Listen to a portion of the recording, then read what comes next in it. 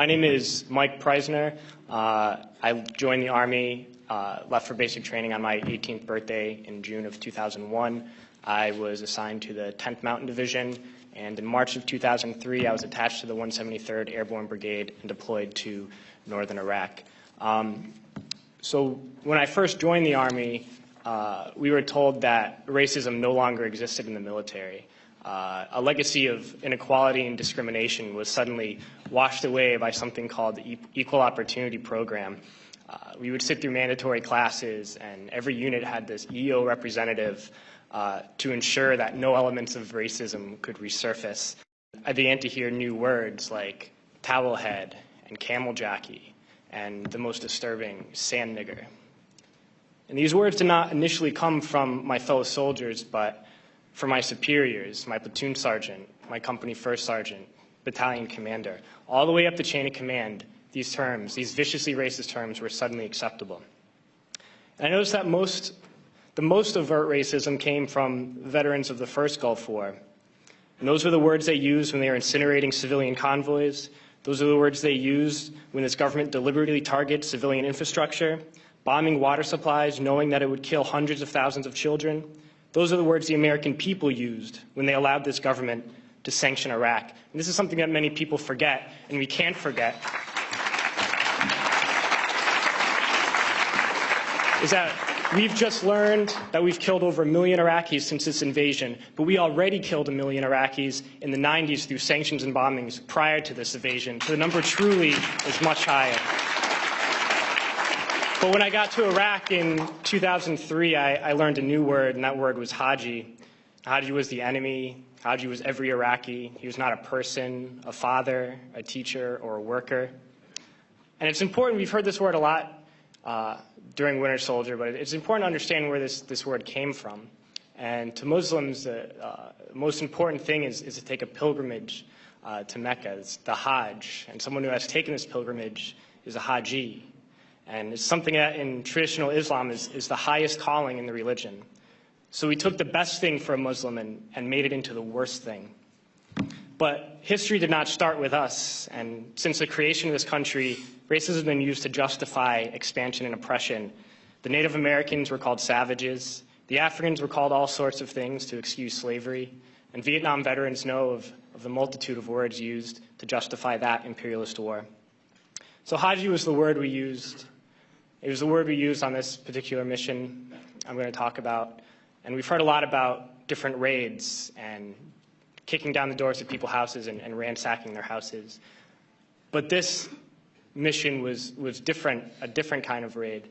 I never got any explanation for these orders. We were only told that this group of houses, 5 or 6 houses, were now property of the U.S. military, and we had to go in and make those families leave those houses. So we went to these houses and informed the families that those homes were no longer their homes. We provided them no alternative, nowhere to go, no compensation. And they were very confused and very scared and did not know what to do and would not leave. So we had to remove them from those houses. One family in particular, a woman with 2 small girls, a very elderly man and 2 middle-aged men. We dragged them from their houses and threw them onto the street and arrested the men because they refused to leave, arrested the old man, and sent them off to prison. And at that time, I didn't know what happened to people when we tied their hands behind their back and put a sandbag on their head. But unfortunately, a few months later, I had to find out. We were short interrogators, so I was assigned to work as an interrogator. And I oversaw and participated in hundreds of interrogations. One in particular I'm going to share with you. It was a moment for me that really showed me the nature of this occupation. This particular detainee, when I was sent to interrogate him, he was stripped down to his underwear, hands behind his back, and a sandbag on his head. I never actually saw this man's face.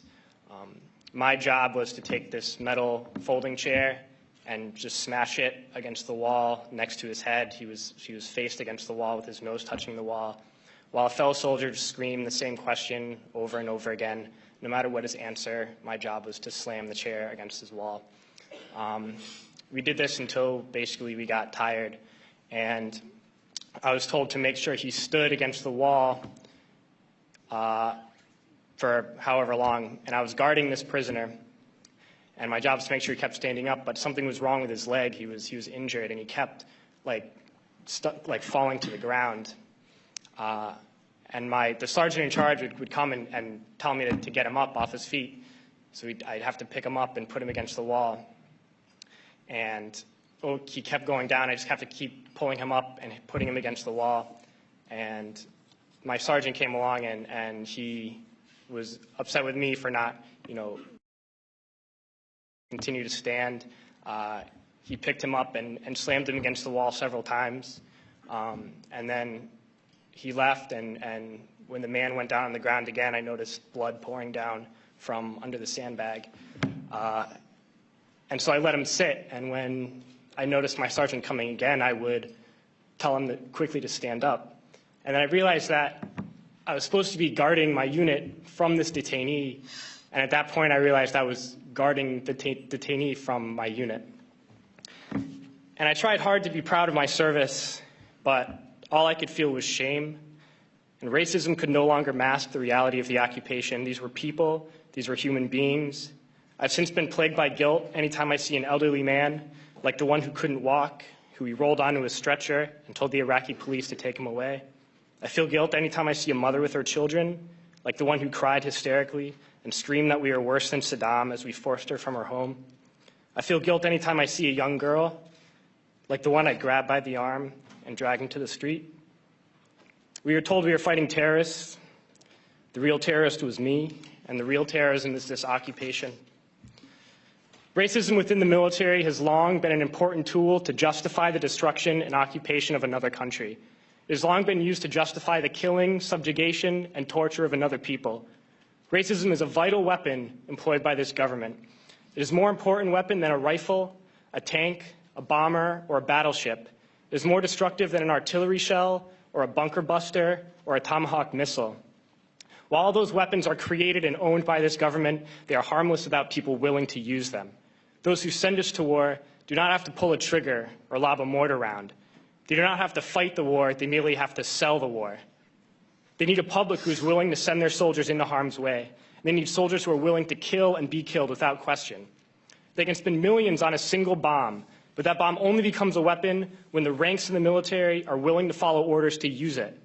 They can send every last soldier anywhere on earth, but there will only be a war if soldiers are willing to fight. And the ruling class, the billionaires who profit from human suffering, who care only about expanding their wealth, controlling the world economy, understand that their power lies only in their ability to convince us that war, oppression, and exploitation is in our interest. They understand that their wealth is dependent on their ability to convince the working class to die to control the market of another country. And convincing us to kill and die is based on their ability to make us think that we are somehow superior. Soldiers, sailors, Marines, airmen have nothing to gain from this occupation. The vast majority of people living in the U.S. have nothing to gain from this occupation. In fact, not only do we have nothing to gain, but we suffer more because of it. We lose limbs, endure trauma, and give our lives. Our families have to watch flag-draped coffins lowered into the earth. Millions in this country without health care, jobs, or access to education must watch this government squander over $450 million a day on this occupation.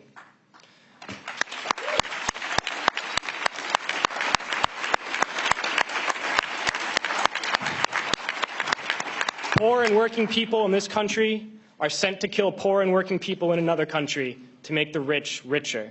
And without racism, soldiers would realize that they have more in common with the Iraqi people than they do with the billionaires who send us to war.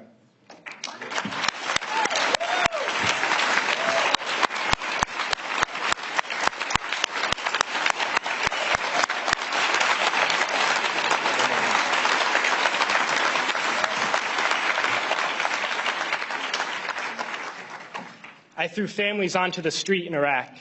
only to come home and find families thrown onto the street in this country, in this tragic and unnecessary foreclosure crisis. We need to wake up and realize that our real enemies are not in some distant land. They're not people whose names we don't know and cultures we don't understand. The enemy is people we know very well and people we can identify. The enemy is a system that wages war when it's profitable. The enemy is the CEOs who lay us off from our jobs when it's profitable. It's the insurance companies who deny us health care when it's profitable. It's the banks who take away our homes when it's profitable. Our enemy is not 5,000 miles away. They are right here at home. And if we organize and fight with our sisters and brothers, we can stop this war, we can stop this government, and we can create a better world.